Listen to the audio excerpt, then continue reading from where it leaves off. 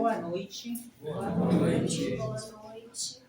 Com muito carinho, né, que hoje estou aqui. Essa é uma casa que eu trago no meu coração.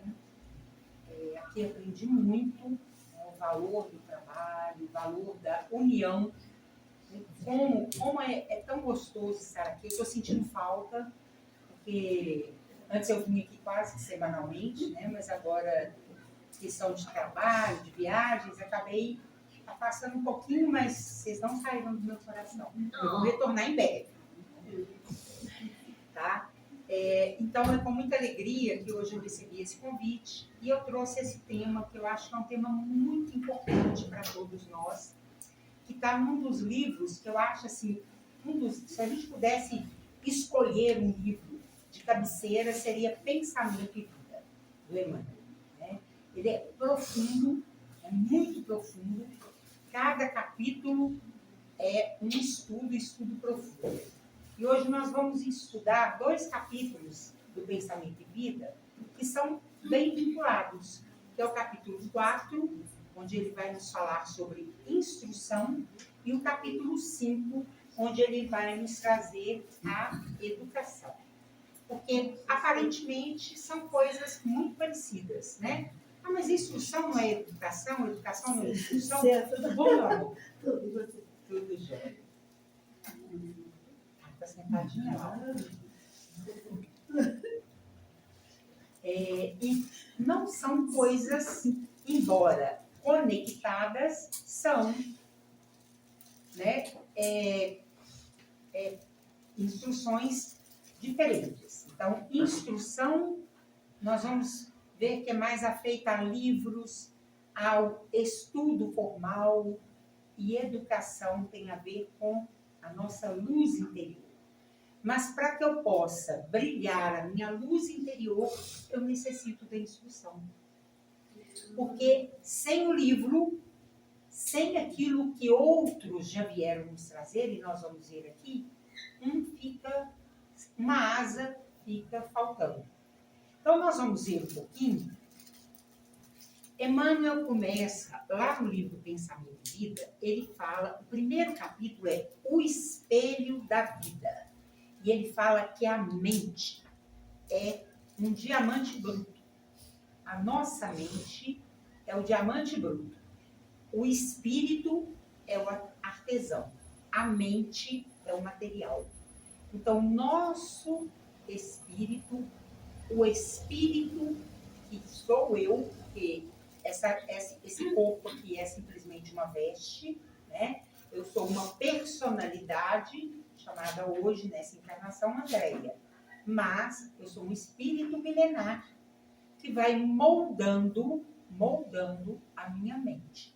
Ele é o artesão da minha mente. Então, ele trabalha aquele diamante bruto para que ele se torne um diamante lapidado. Ele vai lapidando a minha mente. A consciência desperta, nos diz Emmanuel, é o que atua na nossa evolução moral. Então, hoje, a gente estava, todo dia pela manhã, a gente tem um evangelho, e a gente estava comentando o seguinte: Jesus, o que ele fez foi despertar consciências. Então, cada ensinamento do Cristo tem uma função única, despertar a nossa consciência. Então, cada parábola dele era uma reflexão para que a gente pudesse despertar em nós a consciência. Então, quando ele fala, perdoe 70 vezes 7, e aí ele dá o motivo do perdão, ele desperta a nossa consciência. Né? Hoje a gente estudava sobre a mulher adúltera, né? Quando ele fala, aquele que estiver sem pecado, que atire a primeira pedra. O que ele fazia? Despertava a nossa consciência. Será que eu posso realmente atirar uma pedra? A minha consciência permite que eu atire uma pedra? Então, a consciência precisa estar desperta para que o nosso espírito brilhe. Então, nós vamos precisar trabalhar com algumas ferramentas para despertar a nossa consciência. E a consciência desperta, ela então caminha com as leis universais. Então, eu tenho aqui um diamante bruto, desperto esse diamante, e esse diamante, então, vai brilhar. Quando Jesus fala, brilhe a vossa luz, é isso que ele nos convida. Desperte a sua consciência para que o seu diamante fique lapidado. E você, então, possa caminhar dentro das leis universais. E tudo que nós pensamos, por isso pensamento e vida, vai reverberar no tecido da vida. Ainda que eu não concretize aquele pensamento. Mas uma vez que eu pensei, eu lancei uma energia que já está no ar. Em algum lugar, ela vai ser captada, né? Emmanuel falava isso, naquela época a física quântica estava talvez engatinhando, mas hoje a física quântica já consegue medir. O pensamento, ele tem esse poder, ele reverbera em vários locais do universo, não é nem do planeta Terra, é do universo. Então, quando Emmanuel nos fala do espelho da vida, é isso, é o nosso espelho brilhando. E aí nós vamos ver, então, o que isso tem a ver com instrução. Então, lá no capítulo 4, Emmanuel começa nos dizendo que instrução, ela possui duas asas, e que essas asas vão direto a Deus. Nós costumamos falar isso muito dentro da doutrina, né? Nós temos duas asas que precisam se equilibrar. As asas do amor e a asa da sabedoria. A asa da sabedoria. Quando as duas estão em equilíbrio, nós temos um espírito completo, um espírito puro, um espírito que brilha, tal como o espírito crístico. A asa do amor. A asa do amor é a asa do serviço.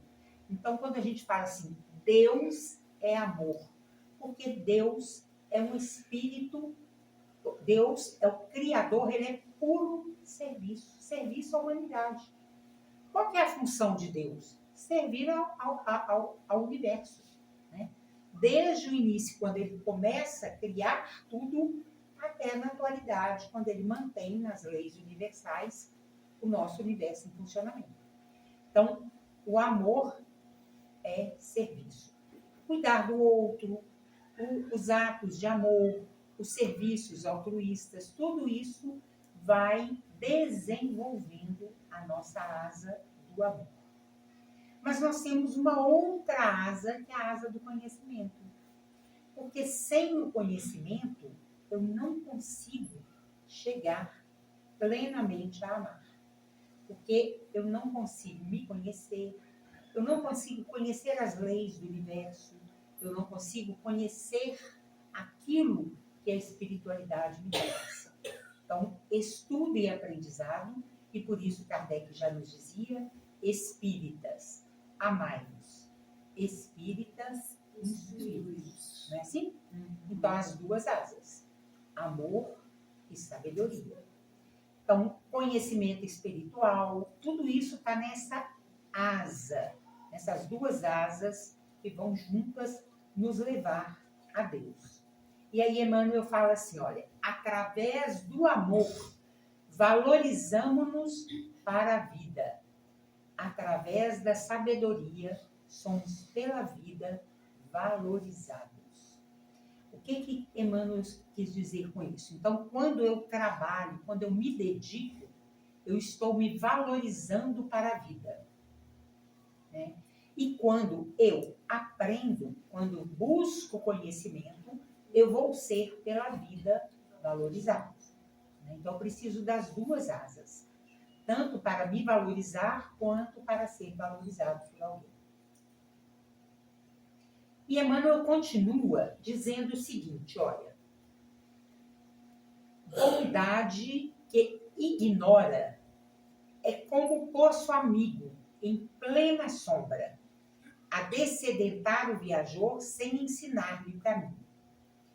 Inteligência que não ama pode ser comparada a valioso poste de aviso, que traça ao peregrino informes de rumo certo, deixando-o sucumbir ao tormento da sede. Então, vamos entender um pouquinho, vamos transformar isso numa visão, para a gente compreender assim, mais fácil, né, essa fala de Emmanuel. Então ele fala assim, olha, bondade que ignora é como poço amigo em plena sombra. Descedendo, viajou sem ensinar o caminho. Vamos imaginar que nós somos alguém em um deserto. Estamos perdidos, sem saber aonde ir, morrendo de sede. E encontramos um poço. Aquele poço é a bondade. Ele vai me tirar a sede, vai matar a minha sede. Então, aquele poço de bondade mata a minha sede. Mas se ele não me diz para onde ir, eu vou morrer dentro daquele oásis. Compreenderam? Então, a bondade que não ensina o caminho, ela acaba matando o viajante. Então, eu estou naquele poço, matei a minha sede, mas se eu não sei para onde ir, não vai resolver. Eu vou ficar ali e vou morrer de sede. Tem um ditado popular que fala muito bem isso, né? A gente pode dar o peixe, mas precisa ensinar a pescar. É a bondade que auxilia, mas aponta o caminho. Mas aí Emmanuel vai mais longe. A inteligência que não ama pode ser comparada a valioso poste de aviso, que traça informes de rumo certo, mas deixa sucumbir ao tormento da sede. Aí agora vamos pensar o outro lado. Nós estamos no deserto, morrendo de sede, sem saber para onde ir. Aí a gente encontra uma placa assim, siga em frente por 100 quilômetros. O que vai acontecer? Eu vou morrer de sede. É a inteligência que aponta o caminho, mas que não ama. Então, quando Emmanuel nos diz que nós precisamos das duas asas, nós precisamos amar e instruir. Então, a casa espírita, ela tem que ter essa dupla função, né? Amar e instruir. Agora, quando a gente está num trabalho e está deixando só a inteligência comandar, a gente vai fazer sem amor. E aquilo não vai descedentar ninguém. A pessoa vai chegar, vai fazer um estudo aqui, mas ele sente que não tem aquele acolhimento. Sabe, uma casa que a gente chega, todo mundo assenta, ouve a palestra, e você pergunta assim, o que falaram lá? Ah, acho que eu nem prestei muita atenção. Por quê? Porque ele não sentiu o amor envolvido naquelas pessoas. Quando você chega numa casa, que o acolhimento é lá na porta, que todo mundo te recebe com amor, você presta atenção na palestra. E você sai de lá, nem que seja com algum aprendizado na mente. Porque aí é o amor, é a bondade, né, que dá a sombra, e o amor que junto vai trazer, vai matar a sede. E aí Emmanuel fala para nós que assim, estudar e servir não são opções, são rotas inevitáveis para quem busca a verdadeira elevação espiritual. Então, gente, elevação espiritual não pode ser daquela forma de assentar e fazer meditação o dia inteiro. Posso até ter momentos assim, e preciso destes momentos, tá, gente? Esses momentos são muito necessários, tá? São muito necessários. A gente precisa ter momentos para nós, de interiorização, momentos em que a gente se retira do mundo, vai fazer um retiro, vai estar em contato com a natureza, vai fazer uma prece, passar uma tarde em algum local, mas não pode ser o tempo todo. Porque aquele local afastado do mundo não me ensina. Ele me tirou. Jesus falou, eu venci o mundo. Né? Não peço que os tire do mundo, mas que os tires do mal. Quer dizer, não podemos sair do mundo. Então, nós temos que estudar e servir. Porque só estudar não resolve. Só servir também não adianta. Né? As duas asas precisam estar juntas. E elas não são opção para nós. Elas são rotas. São rotas que nos apontam o caminho certo para a nossa elevação espiritual. Nenhum espírito chega a uma condição crística sem seguir essas duas rotas. Estudar e servir.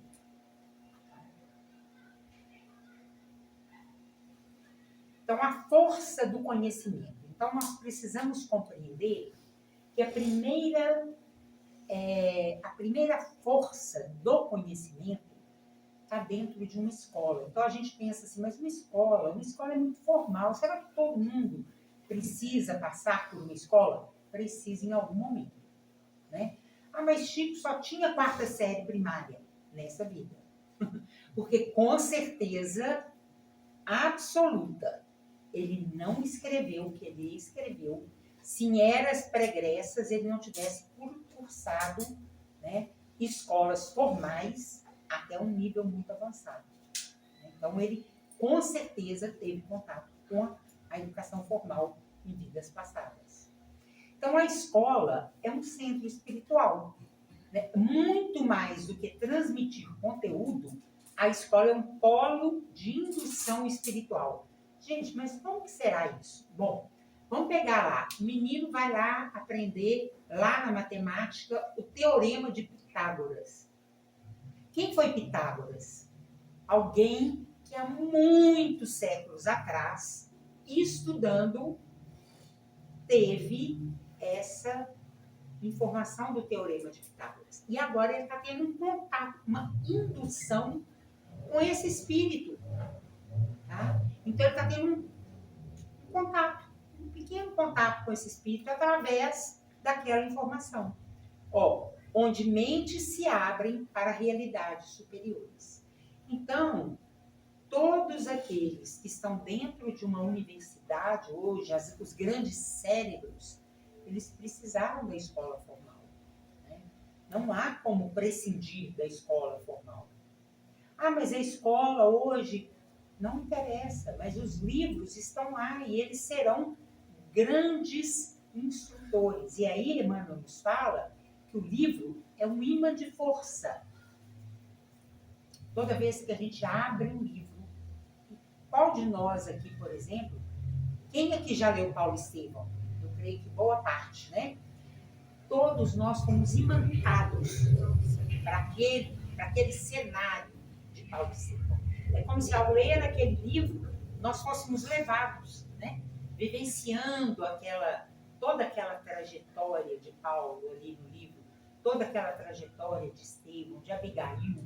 É como se a gente tivesse imantado aquele cenário. Pega a renúncia, a gente fica imantado aquilo ali, né? A gente vivencia aquelas histórias.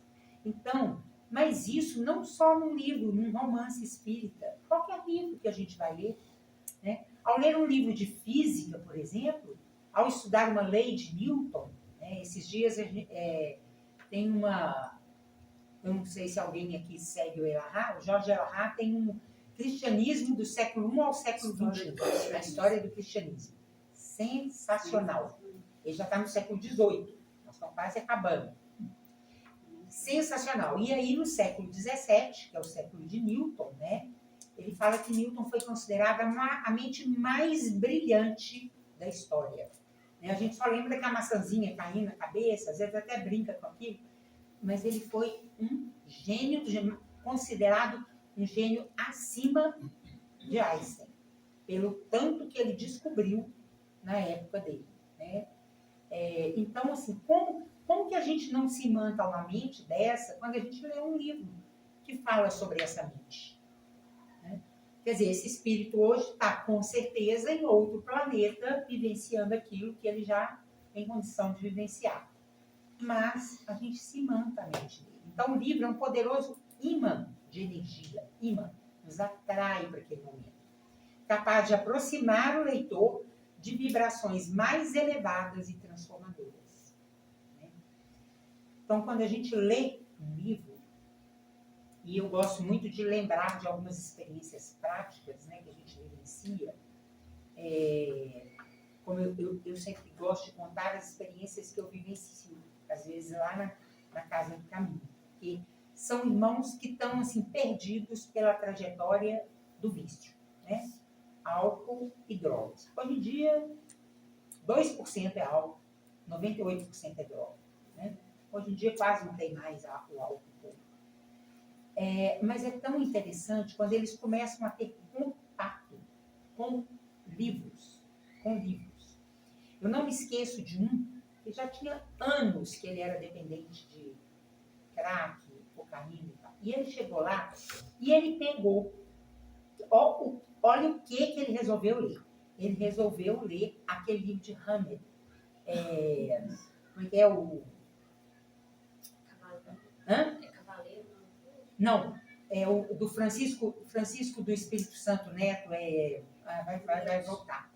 E ele começou a ler e eu fui fazer uma palestra, que são as virtudes, os vícios e as virtudes.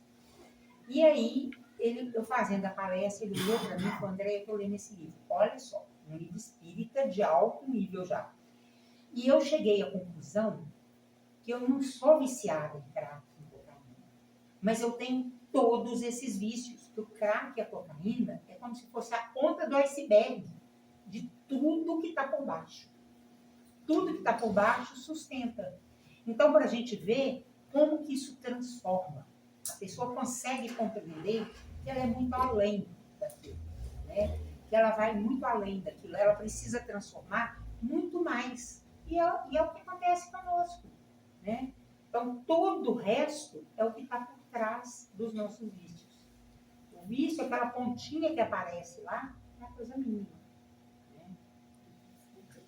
Então, o livro é um imã de energia. Então, nós precisamos do livro, gente. Né? Estarmos atentos. E hoje, cada vez mais, a gente está ficando muito raso nas questões. Né? Vai lá, só assiste uma live, assiste um livro pela metade, ouve um livro pela metade, estuda o livro, só um capítulo. Nós precisamos compreender o livro, estudar o livro.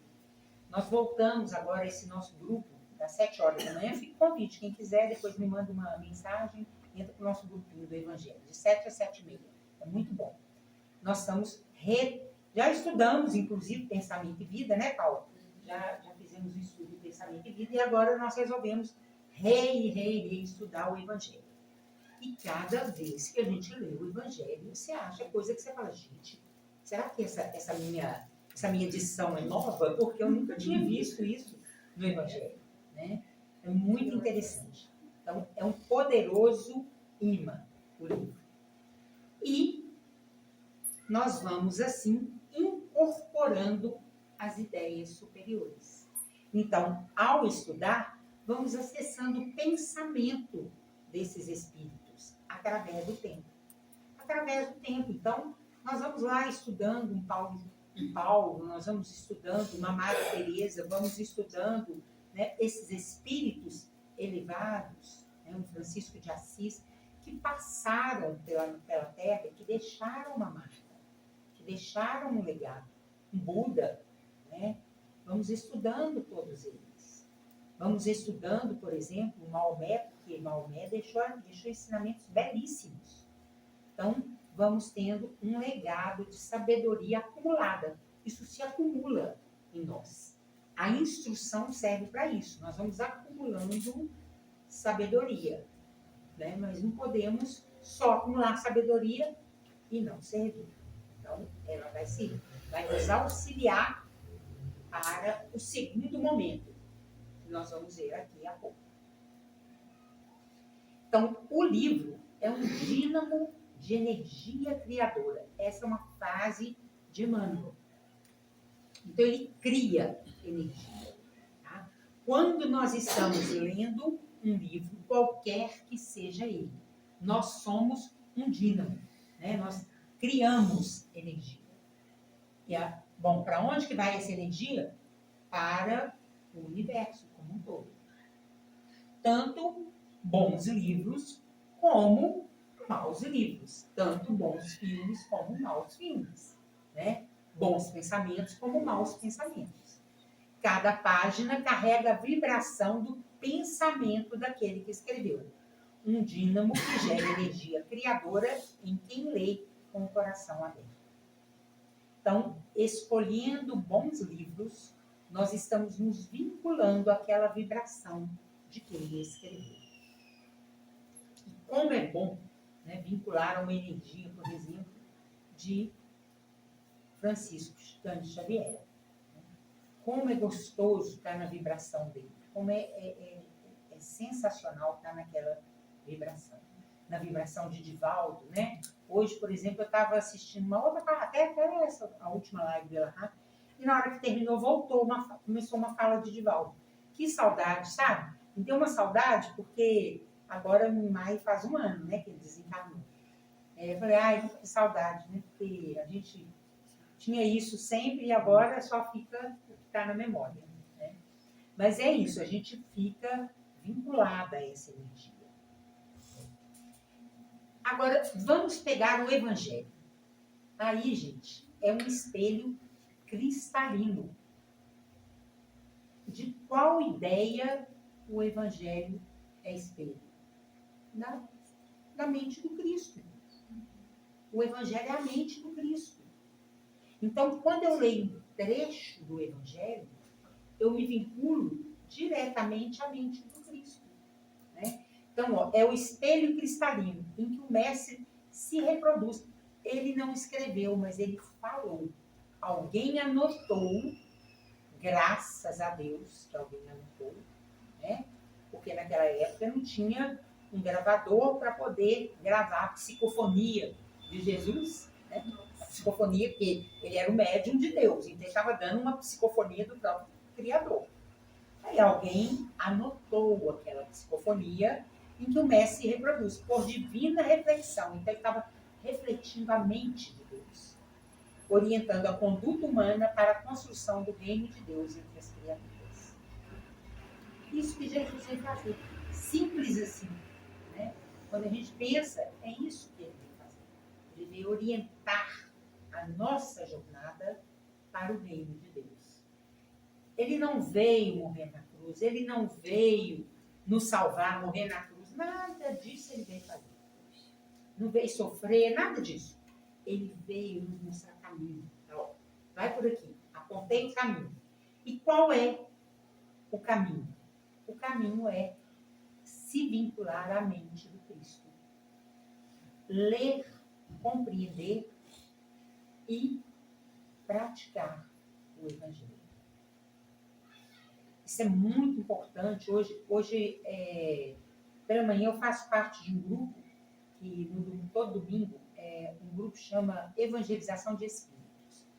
Ele estuda os livros da sobrinha neta do Eurípides Barçanufo, que chama assim, Evangelização de Espíritos, que é a Alzira. E hoje quem falou para nós foi a própria Alzira. E ela falando, né, sobre a questão da evangelização dos espíritos. Então, a gente normalmente, quando fala em evangelizar, lembra de evangelizar a criancinha, né? Vou evangelizar aqui na casa dos menininhos. Mas ela falou que a maior descoberta é quando a gente evangeliza a terceira idade, que é a que mais está precisando no atual momento de ser evangelizada. Evangelizar aquele que já não conhece mais, não lembra mais, já está desesperançado, né? Você trabalha lá na casa lá e muitos estão sem esperança. Evangelizar esses corações. E aí alguém perguntou para ela assim, bom, mas isso é fácil lá naquele colégio espírita lá de Sacramento. Não existe a possibilidade de trazer alguns outros, colocar pelo mundo afora? Ela falou, toda casa espírita é um colégio espírita. Toda casa espírita é um polo de evangelização, né? É um polo de falar as verdades espirituais que nos vinculam ao Cristo. E qual é o principal livro dessas verdades? O Evangelho. Não tem outra saída. Né?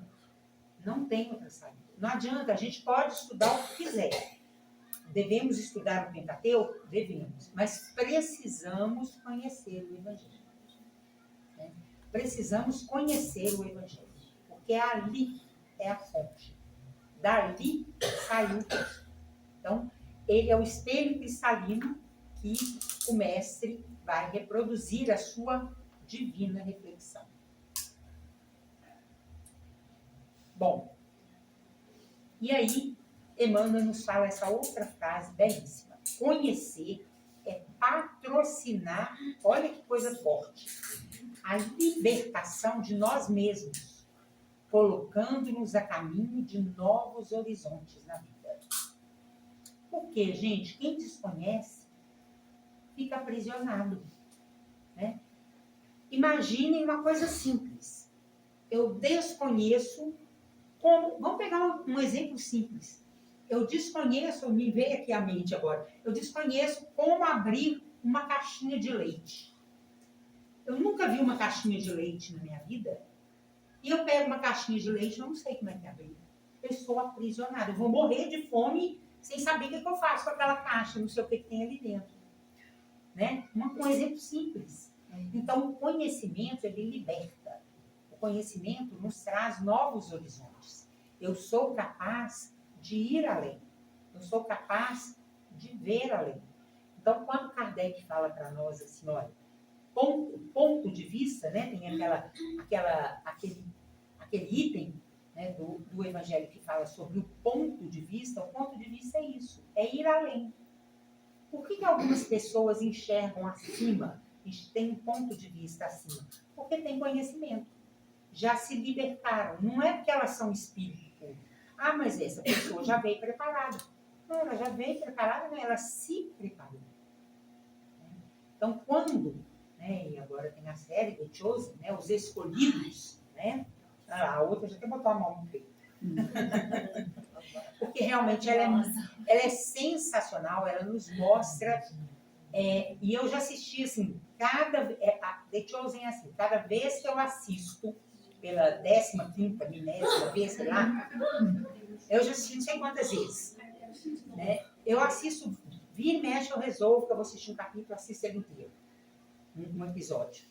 Então, cada vez que você assiste, você pega coisas, nuances, né, naquela série. Mas o The Chosen, os escolhidos, não é que eles foram escolhidos porque eles eram melhores. E o Cristo deixa assim muito claro. É porque eles se prepararam. Né? É porque eles se prepararam. Quando foi o convite, Pedro não ficou sentadinho e falou, não, Jesus, o negócio é o seguinte, ó, tem aqui minha mulher, minha sogra está doente, o senhor pensa, minha sogra aqui doente, a minha mulher aqui passando necessidade, eu tenho que ir lá pescar, eu tenho que pegar minha uva e fazer o vinho. Ele saiu e foi atrás de Jesus, largou tudo, né? Deixou e foi se preparar para ser quem ele era, quem ele foi. Né? Então, foi conhecer, foi botar-se à disposição. Então, é isso que é necessário. Então, conhecer é patrocinar a libertação de nós mesmos. Não é libertar ninguém. Eu não vou conhecer para vir aqui fazer palestra. Eu vou conhecer porque isso me auxilia, né? E vai nos dar novos horizontes. Estudar sempre, escolhendo o melhor para as nossas ideias e exemplos que reflitam as ideias e os exemplos daqueles que vieram trazer à luz. Então, eu preciso estudar para escolher melhor as ideias e os exemplos. Então, eu vou selecionar aquele que eu vou seguir. Né? Eu vou selecionar aquele que eu vou ver que está num caminho melhor, que está num caminho que condiz com aquilo que eu estou vendo que é exemplar. Então, eu não vou... E à medida que isso vai acontecendo, nós vamos deixando hábitos anteriores para trás. Vocês podem ver que, na maioria das vezes, eu podia até gostar de uma música, sei lá, vou dar um exemplo bem drástico, de um funk. Nada contra quem gostar, pode gostar, mas uma coisa mais pesada. Hoje já não me satisfaz, né? Não está dentro daquilo que eu gosto, eu prefiro ouvir uma música clássica. Vai ter gente que não vai gostar de uma música clássica. E está tudo bem também. Né? Mas vai chegar o dia em que essa será uma música que vai me preencher melhor. Eu vou pegar livros mais densos ou mais leves, dependendo da minha sintonia com aquilo que eu quiser ler. Né? Então, vai chegar o momento em que determinadas coisas não me preenchem mais. Então, não tem como. Agora, nós vimos, então, o capítulo da instrução. Então, vamos ver agora a educação. Aí, nós já instruímos, já temos bagagem suficiente, mas se a gente não burilar o nosso espírito, nós vamos ser igual aquele poço. Temos um monte de seta. Sabemos resposta para tudo, mas não resolvemos nada. porque nós não transformamos o ser espiritual que eu sou. E aí Jesus deu uma orientação clara. Brilhe a vossa luz. Quando Jesus disse isso, ele quis dizer o seguinte, olha, pegue tudo que você sabe e coloque à disposição. Né? Coloque a lâmpada sobre a mesa. Não deixe ela debaixo da mesa, não. Não deixe ela debaixo do velador, né? Como se fosse debaixo daquela mesa. Coloque ela sobre a mesa. Deixe ela brilhar. Ontem, no nosso evangelho, uma das amigas lá que faz o evangelho falou, pois é, a gente não pode se vangloriar das coisas que a gente faz, a gente tem que ficar mais em silêncio, mais calada. Eu falei, não é bem assim. Nós não podemos nos orgulhar, mas nós precisamos brilhar a nossa luz. Porque se eu sei e escondo o que eu sei, eu estou deixando a minha lâmpada debaixo da mesa. Agora, eu não preciso brilhar minha luz e chamar a TV Globo aqui para filmar tudo que está acontecendo, não. Mas eu preciso colocar à disposição aquilo que eu já sei. Né? Eu tenho que mostrar o que é aquilo que eu já sei. Porque tudo que brilha é energia. E tudo o que é energia transforma. Tudo que é energia traz o diferente, traz a mudança. Então, quando a gente brilha a nossa luz, nós somos capazes de transformar aquilo que nós somos em energia. Por que Pedro, posteriormente, era conhecido por curar até com a própria sombra? A sombra de Pedro curava. A energia dele curava.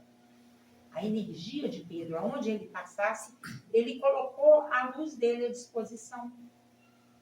Depois que Jesus morreu, eu costumo dizer que é o seguinte, nós tivemos 2 grandes exemplos de traição no Evangelho. Pedro e Judas. Porque os 2 traíram Jesus. Porque negar e entregar é mais ou menos a mesma coisa. Né? Você precisa de mim e eu falo, não vou te ajudar. Te neguei, te traí. Você precisa de mim e eu falo, olha, Vitor, que a menina ali não vai nada, não vai com ela, não faz conversa com ela, não. Eu te entreguei. Então foram as coisas que Judas fez e que Pedro fez. O que mudou a trajetória desses 2 espíritos? Um caiu na culpa, botou a lâmpada debaixo da mesa. O outro assumiu a responsabilidade e jogou a lâmpada para cima da mesa. Brilhou a luz, transformou a luz dele em energia. Falou, olha, errei, estou aqui, Senhor. O que eu vou fazer? O que queres agora que eu posso fazer para resolver essa situação? Como fez Paulo também, brilhou a luz. Então é isso, transformou a luz em energia. O pensamento, então, é uma força criativa, real, mensurável, como a luz. Hoje nós ainda não temos aqui no mundo, eu ainda não conheço, algo que mensure o nosso pensamento. Mas no plano espiritual já existe. Os livros de André Luiz já narram, né, os aparelhos que medem pensamento, veem pensamento, são capazes de sentir os pensamentos. Né? Eles são capazes de construir ou de destruir, de elevar ou de obscurecer. E isso aí nós temos exemplos inúmeros. O mesmo gênio que cria, destrói. Então, pensamentos, homens brilhantes na ciência que usaram o seu pensamento para a força do mal. E homens brilhantes que usaram o seu pensamento para a força do bem. Então, o mesmo pensamento é capaz de construir ou de destruir, dependendo de onde a gente leva o nosso pensamento. Então, pensamento, gente, por isso esse livro chama Pensamento e Vida.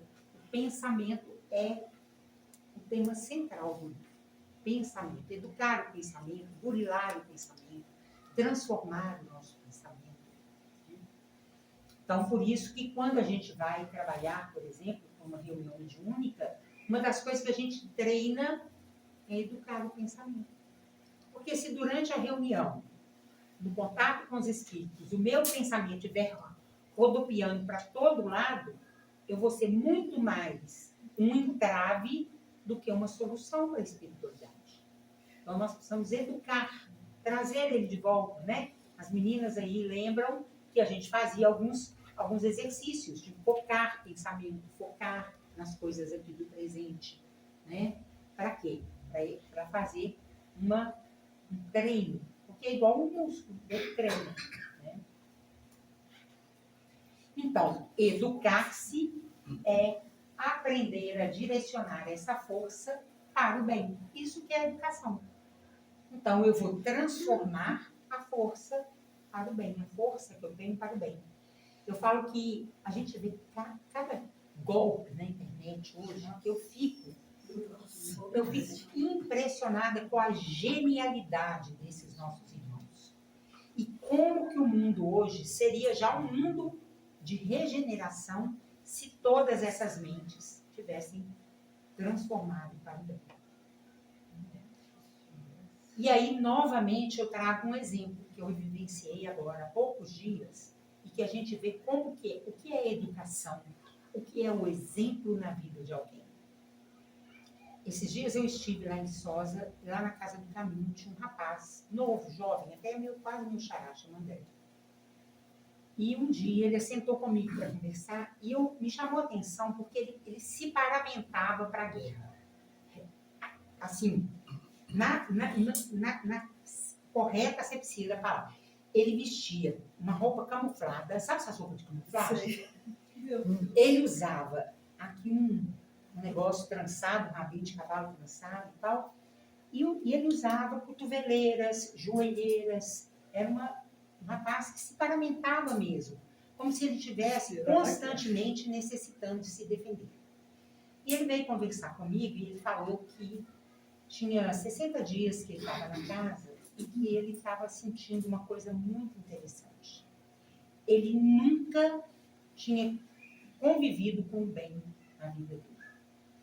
E que isso estava dando um reboliço nele, que ele estava sentindo algo como se ele estivesse sendo triturado por dentro. Porque nada do que ele acreditava antes era verdade.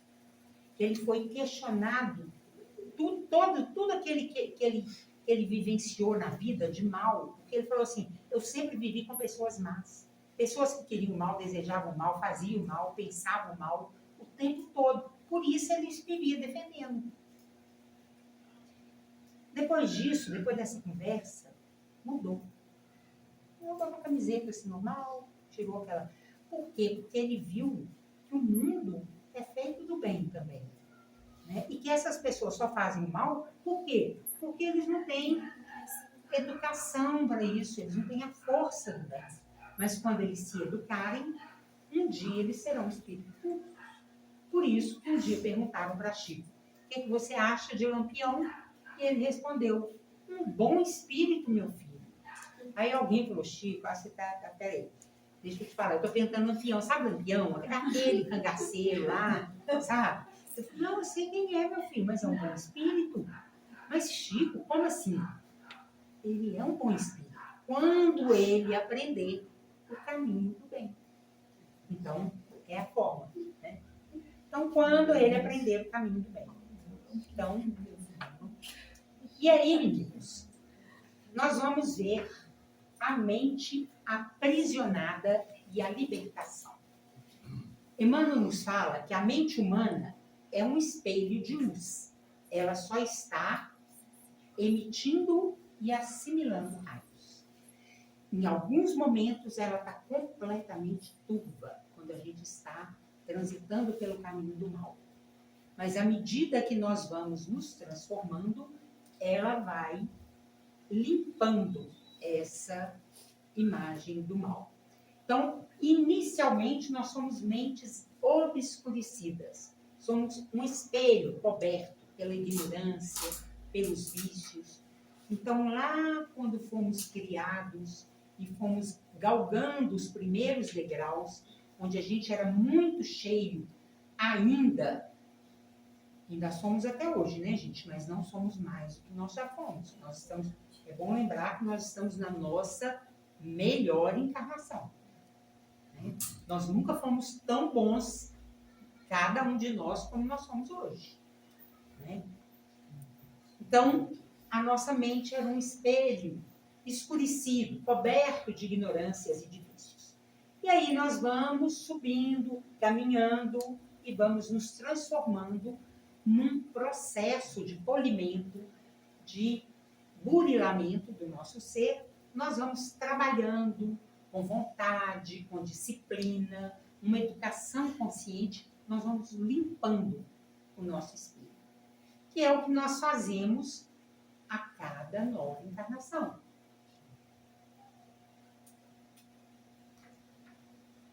Nosso espelho ainda não está limpo. Né? Alguns já estão um pouquinho melhor, outros um tanto pior, mas nós estamos caminhando nesse processo de limpar o espelho da nossa mente, burilando os nossos processos. Até que um dia a gente chegue a uma mente iluminada. É o espelho que reflete e recebe os raios. É a expressão plena do processo de luz interior. Então, é quando o espírito alcança a sua plenitude. São os chamados espíritos crísticos. Né? Nós conhecemos um, Jesus o Cristo. Mas, iguais a ele, existem milhares espalhados pelo universo. Né? Inclusive no entorno da Terra, auxiliando Jesus. Porque Jesus é o governador, mas junto com eles tem outros que são semelhantes a ele, né? E que também opinam sobre os destinos da Terra. Né? Nós não estamos ao léu, assim, não. Então, a ignorância, ela vai agir como uma sujeira sobre um espelho. Não apaga a luz, mas a impede de se manifestar. Então, ela não apaga a luz, porque a luz do conhecimento está sempre brilhando. Mas se eu sou um ignorante, no sentido de não conhecer, de ignorar, a minha luz está temporariamente apagada. O trabalho interior, com adesão consciente da vontade, e aí é muito bom lembrar, Emmanuel sempre nos lembra dessa palavrinha, vontade. Então, precisa de uma adesão consciente. Preciso estar consciente daquilo. Eu quero realmente mudar. Né? É o pano que polhe o espírito e revela o seu brilho natural.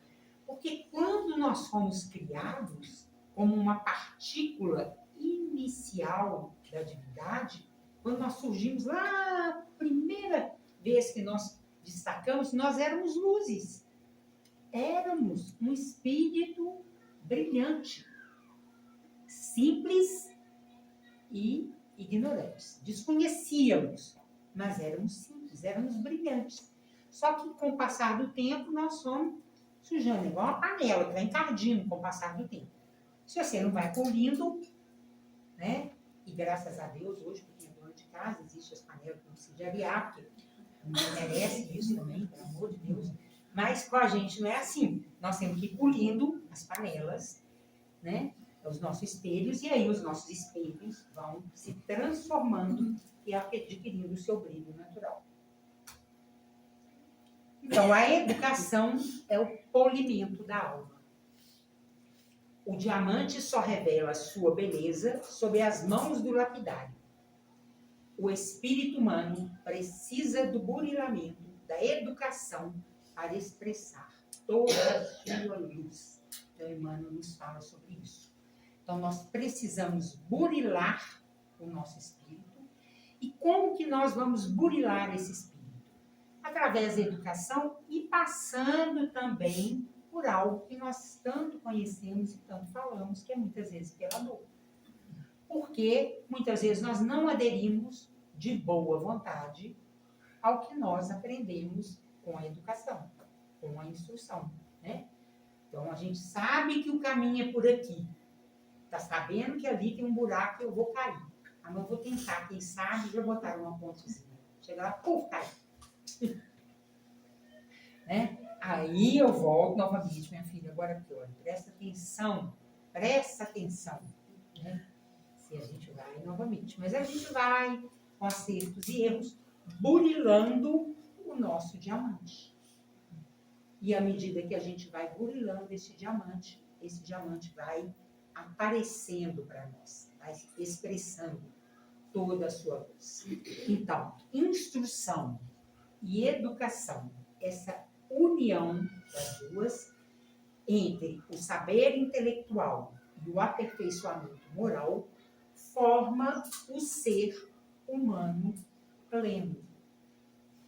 Então, um ser humano pleno é aquele que tem instrução e educação. Né? Então, nós vamos pegar alguns exemplos. A gente pode pegar um exemplo de Chico, né, que tinha instrução e educação. O burilamento do seu ser espiritual. Era um ser humano pleno. Um Divaldo, uma Madre Teresa, um Francisco de Assis. E tantos exemplos, né, gente? Que a gente, inclusive exemplos muito próximos de nós. Às vezes uma avó que tinha, né, uma instrução pequena, mas nesta vida, mas que tinha uma sabedoria grande, né, de vidas passadas. Um burilamento. Então, quem é o ser humano pleno? É aquele capaz de pensar, sentir e agir com luz. Então, ele pensa no bem, ele age no bem e ele sente o bem. Então, esse é o ser humano pleno. Ele faz isso de uma forma tranquila, sem muitas dificuldades. Então, essa é a instrução e a educação juntas. Agora, a essência da verdadeira educação, ela precisa ser de dentro para fora. Ninguém educa ninguém. A gente pode, no máximo, auxiliar a instruir. Né? Então, eu sou uma professora, eu vou auxiliar na instrução daquele menino, daquela criança. Eu vou levar os livros para ela ler, mas eu não vou educar, porque a verdadeira educação não é uma imposição externa, mas uma adesão voluntária ao bem, um movimento que nasce da própria alma.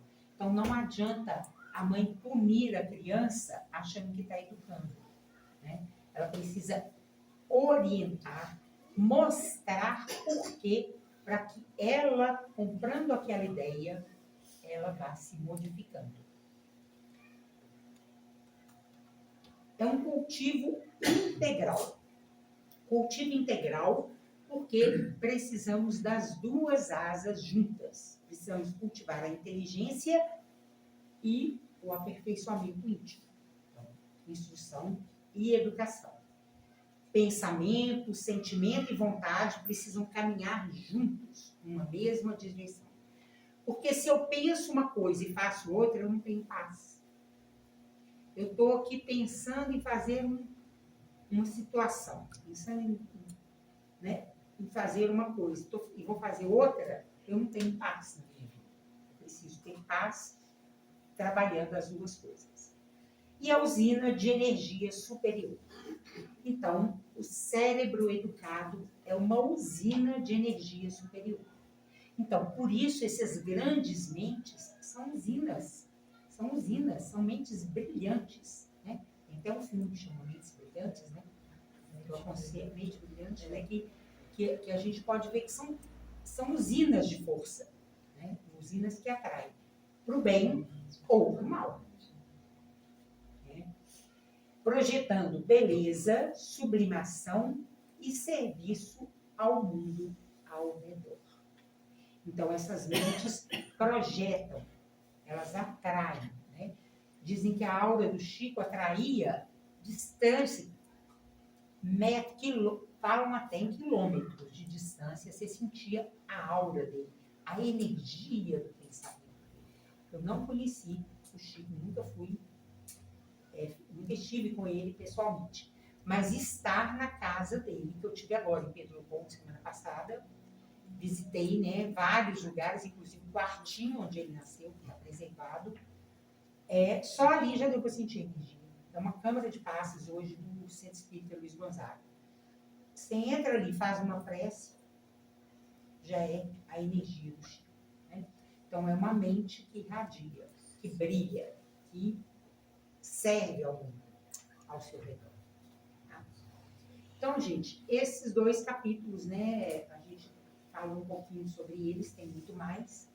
Eu aconselho ler depois, né, e continuar com o livro Pensamento e Vida, que ele é muito importante. Tá bom?